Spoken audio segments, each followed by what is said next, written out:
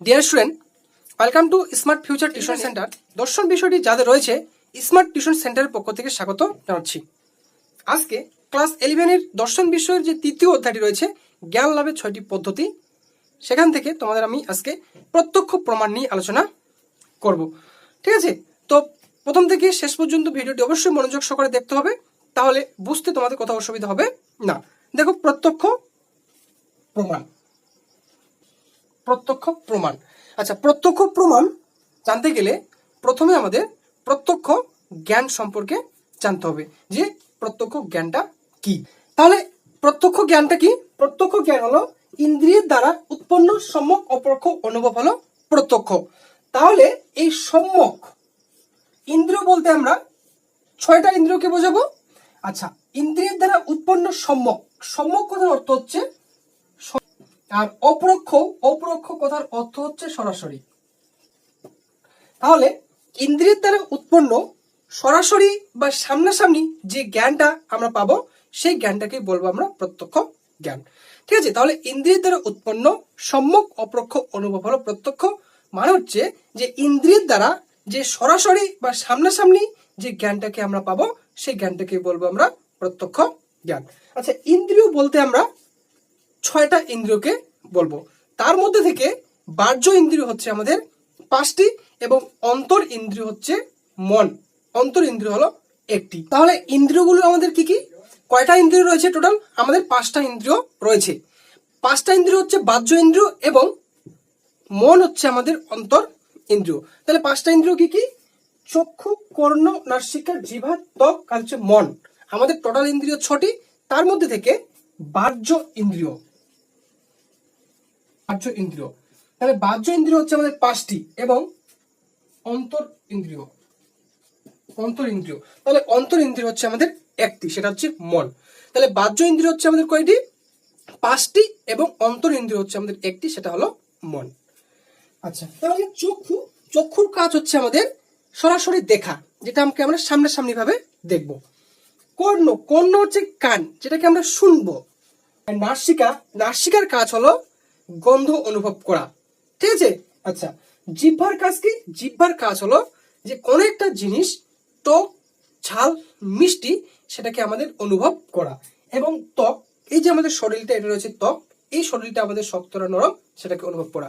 আর মন, যে আমাদের ইন্দ্রিয়টি রয়েছে, এই মন নামক ইন্দ্রিয়ের মাধ্যমে আমরা সুখ, দুঃখ, ইচ্ছা, আবেগ, প্রেম, ভালোবাসা, এই জিনিসগুলো আমরা মন নামক ইন্দ্রিয়ের মাধ্যমে পেয়ে থাকি।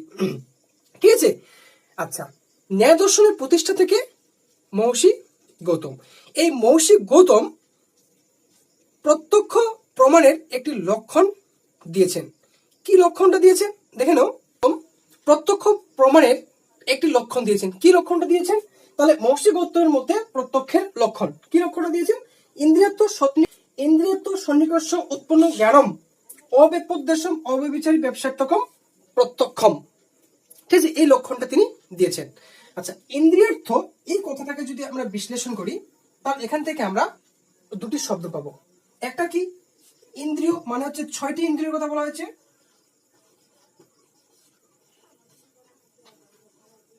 6টি ইন্দ্রিয়।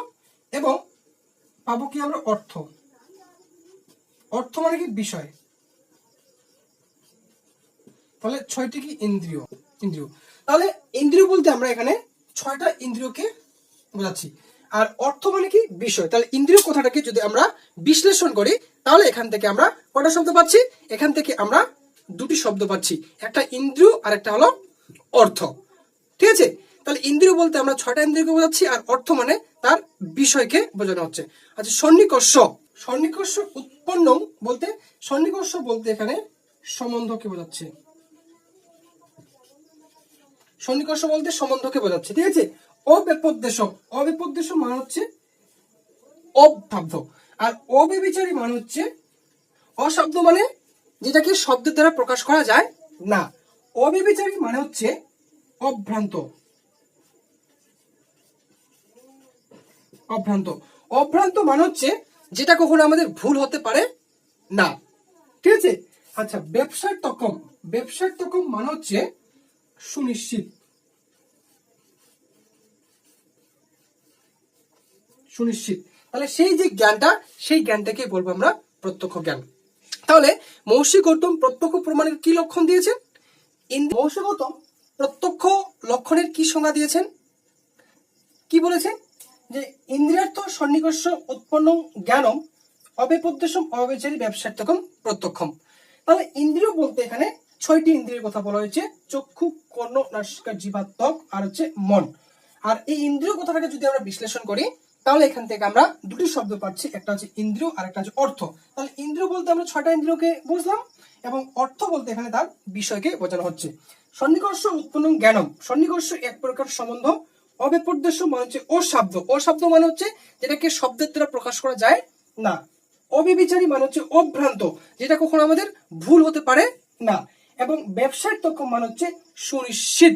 তাহলে ইন্দ্রিয়ের সঙ্গে অর্থের বা তার বিষয়ের সন্নিকর্ষের ফলে যে অশব্দ, অভ্রান্ত ও সুনিশ্চিত জ্ঞান উৎপন্ন হয় সেই জ্ঞানটাকে বলা হবে প্রত্যক্ষ জ্ঞান। তাহলে ইন্দ্রিয়ের সঙ্গে তার অর্থের বা বিষয়ের সন্নিকর্ষের ফলে যে অশব্দ, অভ্রান্ত ও সুনিশ্চিত জ্ঞান উৎপন্ন হয় সেই জ্ঞানটাকে বলা হবে কি? প্রত্যক্ষ জ্ঞান। ঠিক আছে? দেখো, মনে করো এটা একটা ইন্দ্রিয় আর এটা হচ্ছে অর্থ। তাহলে ইন্দ্রিয়ের সঙ্গে অর্থের এই যে মাঝখানে যে ডিস্টেন্সটা, এটা হচ্ছে এক প্রকার সম্বন্ধ। তাহলে ইন্দ্রিয়ের সঙ্গে অর্থের ফলে যে জ্ঞান অশব্দ মানে যেটা কখনো আমরা শব্দের দ্বারা প্রকাশ করতে পারবো না, এবং অভ্রান্ত যেটা আমাদের কখনো ভুল হতে পারবে না, এবং সুনিশ্চিত যেটা আমাদের মাঝ, তাহলে এই যে জ্ঞানটা আমাদের উৎপন্ন হচ্ছে এই জ্ঞানটাকে বলবো আমরা প্রত্যক্ষ জ্ঞান। ঠিক আছে? তাহলে ভিডিওটি ভালো লাগলে অবশ্যই তোমরা লাইক, কমেন্ট এবং শেয়ার করবে। এরপরে নেক্সট ভিডিওতে আমি অনুমান প্রমাণ নিয়ে আলোচনা করব। ঠিক আছে? Thank you.